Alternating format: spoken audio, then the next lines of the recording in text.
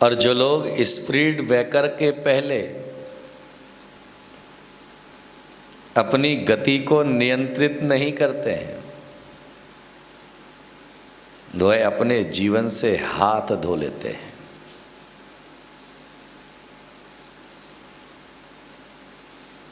इसीलिए कहा जाता है कि वेग वेगाचा प्रवास शुकाचा। महाराष्ट्र का एक सूत्र है कि जिन जिन लोगों ने अपने वेग पर ध्यान नहीं दिया, उन जिन लोगों की जिंदगी नर्क बन गई है। गाड़ी के वेग पर भी ध्यान देने की जरूरत है और जीवन के वेग पर भी ध्यान देने की जरूरत है। अगर कसायों के वेग पर हमने नियंत्रण नहीं रखा तो हमारा जीवन अमृत तुल्य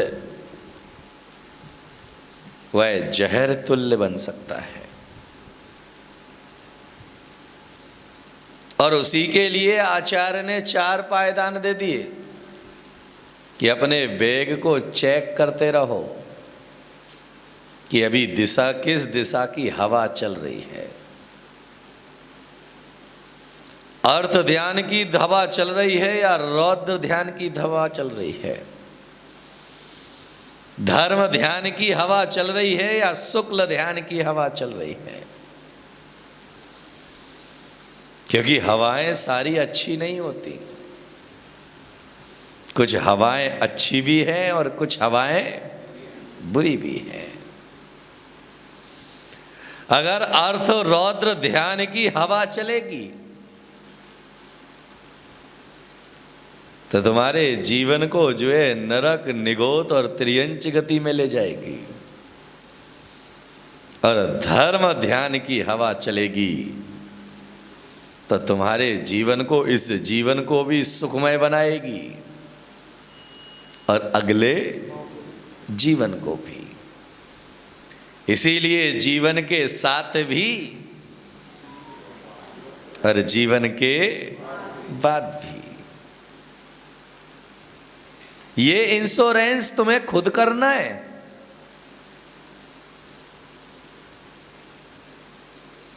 इस इंश्योरेंस के लिए जो है किसी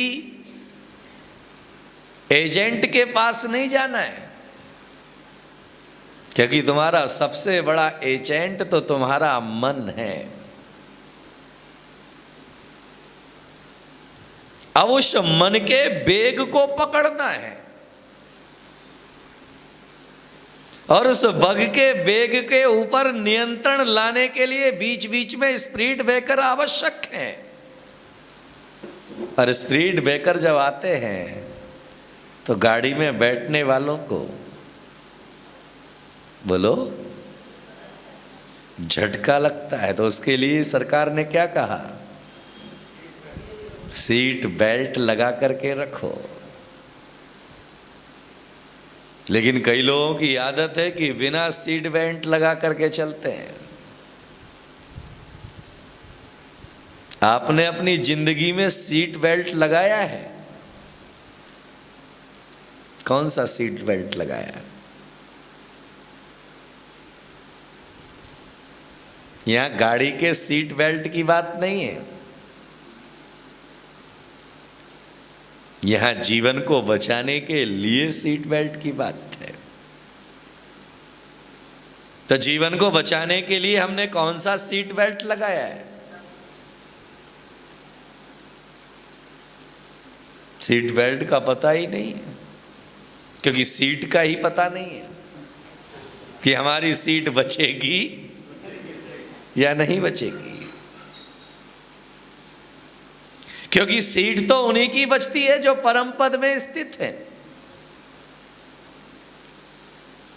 इसीलिए जो है परम पद में स्थित कौन है? अरिहंत सिद्ध आचार्य उपाध्याय साधु, जिन्हें कहा गया परमेष्ठी। इसीलिए परमेष्टि किसे कहते हैं? जो परम पद में स्थित हो। ऐसा पद, जो पद संसार में भटकाता नहीं है, संसार से पार होने का रास्ता बताता है। इसीलिए जो है मरने के पहले ये पहचान बना लो कि कौन सी हवा तुम्हारे काबिल है और कौन सी हवा तुम्हारे जिंदगी को व्यर्थ करने वाली है। हम घिरे हुए किस सी हवा में हैं? कौन सी हवा में घिरे हुए? अच्छी हवा में या बुरी हवा में? हमारे आसपास जो बैठे हैं वो अच्छी हवा वाले हैं या बुरी हवा वाले हैं? क्योंकि उनके साथ हमारा मन लगता है। जहां अच्छी हवा होती है वहां मन नहीं लगता है, क्योंकि मन कहता है यार यहां तो कुछ मिलने जुलने वाला नहीं है, कहां ही कुछ थोड़ा चमक धमक होना चाहिए। और चमक धमक के पीछे जो है ब्लड प्रेशर हाई हो जाता है। शहंशाह अकबर, विश्व विजेता सिकंदर यूनान से निकला भारत की दिग्विजय पर। एक वृक्ष के नीचे जो है दिगंबर मुनिराज मिले। उनसे कहा कि भाई तुम मेरे साथ यूनान चलो, मैं तुम्हारे लिए सारी व्यवस्था करूंगा और तुम्हें फूलों पर रखूंगा, राजमहल के सुख दूंगा,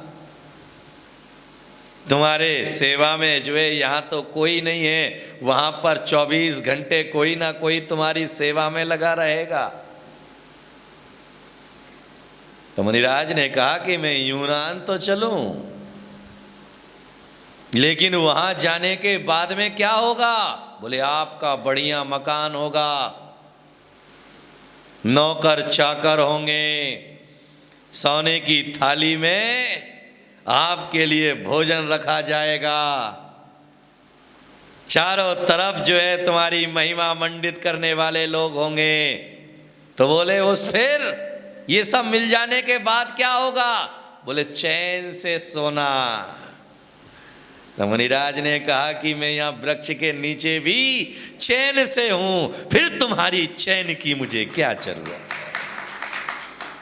अरे चैन से सोने के लिए महल की जरूरत नहीं है, चैन से सोने के लिए मन में चैन होने की जरूरत है। और जहां मन में चैन है वहां आदमी के पास में दुनिया की सारी दौलत है। जो काम मुझे तुम्हारे साथ सोने के रथ पर बैठने के बाद मिलना है, ये तो मेरे पास आज भी है। जब आज हमारे पास है तो फिर मैं दूसरी की जगह खोजने की जरूरत क्या है? अच्छी हवा के पास में बुरी हवा आती है तो बदल जाती है। इसीलिए जो है अच्छी हवा के पास में हमेशा बुरी हवा आना चाहिए, तो उसके अंदर रूपांतरण हो जाएगा। लेकिन अच्छी हवा में ताकत ज्यादा होना चाहिए। आज कोई व्यक्ति आप शक्तिशाली हो, आपका ऑरा मंडल बड़ा तेज है नहीं है? अरे बोलो, क्योंकि सब कुछ ऑरा मंडल के अनुसार ही तो चलेगा। आपका ऑरा मंडल बड़ा तेज है, आप प्रसन्न चित्त हो, आनंदित हो, झूम रहे हो, नाच रहे हो, इतने में ही एक व्यक्ति ने तुम्हें गाली दी। क्या दी? अरे बोलो जोर से। अब आपने क्या किया? आपने क्या किया? जोर से बोलो। उसने आपको गाली दी तो आपने क्या किया? हाँ? क्यों? औरा मंडल किसका तेज था? तुम्हारा या गाली देने वाले का? तुम उसे नहीं बदल पाए, उसने तुम्हें बदल दिया। तो औरा मंडल किसका तेज हुआ? याद में रखिएगा कि तुम शांत बैठे थे और उसने आकर के तुम्हें अशांत कर दिया, यानी औरा मंडल उसका तेज था, इसीलिए तुम उसके अनुरूप ढल गए।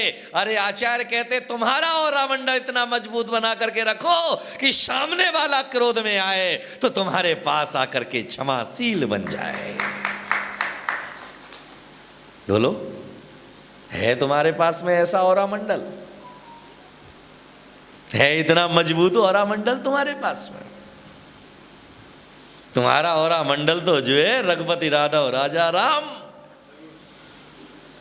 जैसा मौका वैसा काम, जहां देखी तवा परात वहीं गुजारी सारी रात। अपना खुद का स्टेटस कुछ है ही नहीं। तुमने जो बाल कटाए हैं वह किसको देख करके? तुमने जो साड़ियां पहनी है वह किसको देख करके? तुमने घर में जो फर्नीचर लाया है वह किसको देख करके? तुमने जो गाड़ी खरीदी है वह किसको देख करके? तुमने जो हाथ पैर हिलाए हैं वह किसको देख करके? विचार करना। एक एक चीज की बात छोटी सी है लेकिन गहरी है। किसको देख करके? तो मुस्कुराते भी हो तो किसे देख करके? झूठ बोलने में कौवा काटता है। दूसरों को देख करके मुस्कुराते हो, इसीलिए दूसरों को देख करके मुस्कुराने की तुम्हारी मुस्कुराहट छीनेगा कौन?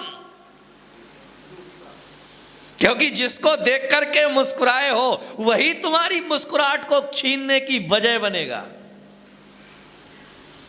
जिसे देख करके तुम मुस्कुराए हो वही तुम्हारी मुस्कुराहट को जो है छीनने के लिए कारण बनेगा। लेकिन जिनकी मुस्कुराहट नकली होती है वह नकली ही मुस्कुराहट दिया करते हैं, और जिनकी मुस्कुराहट असली होती है वह मुस्कुराहट उनके चेहरे से कभी जाती नहीं है। वह खिलखिलाहट उनके जीवन से कहीं जाती नहीं है। तुम्हारी मुस्कुराहट जाती है या नहीं? बोलो। पत्नी ने जरा जो मीठे मीठे बोल दिए, मुस्कुराहट आ गई। और पत्नी ने जरा घूर के आंख दिखा दी, अरे बोलो, मुस्कुराहट चली गई। आप जिनेंद्र भगवान के सामने चले जाओ, कितनी भी आंखें घूर घूर के देखो, उनकी मुस्कुराहट कहीं नहीं जाने वाली। बोलो, क्योंकि उनकी मुस्कुराहट दूसरे से नहीं है, उनकी मुस्कुराहट स्वयं से। और तुम्हारी मुस्कुराहट, क्योंकि जो चीज दूसरों से होगी वह मुस्कुराहट छीनने वाली होगी, और जो स्वयं के अंदर से होगी वह मुस्कुराहट दूसरों को देने वाली होगी। इसलिए स्वयं से मुस्कुराने वाला व्यक्ति दूसरे को जीने की कला सिखाता है, और जिसे खुद को जीने की कला नहीं आती तो एक खाक दूसरे को जीने की कला सिखाएगा। इसीलिए मैं कहता हूं कि हे भगवान, मुस्कुराहट को इतना सस्ता कर दे कि हर जुवा पर वह अपना आसन जमा ले। मुस्कुराहट को इतना सस्ता कर दे कि वह हर जुवा पर, हर होठों पर अपना आसन जमा ले, और आंसुओं को इतना महंगा कर दे कि किसी की आंखों में ना आए। आंसू महंगे होना चाहिए और मुस्कुराहट आज क्या है? मुस्कुराहट महंगी है, आंसू सस्ते हैं। तुम्हारी आंखों में पानी कोई भी ला सकता है, तो सबसे ज्यादा पानी कब आता है?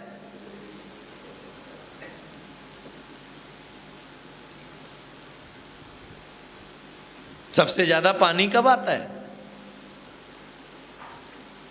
बोलो नीरज, सबसे ज्यादा पानी कब आता है?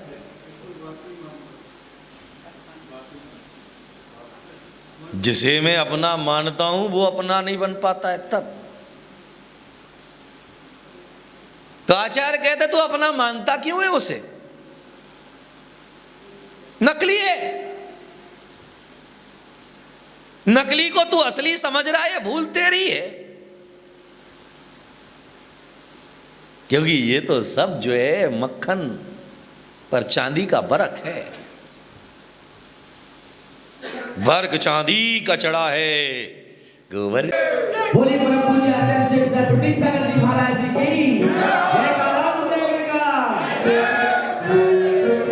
हो आओ हम तारे प्रतीक सागर की आरती, सागर की आरती टकने हर कर गाए इनकी आरती। आओ हम तारे प्रतीक सागर की आरती, सागर की आरती टकने हर कर गाए इनकी आरती।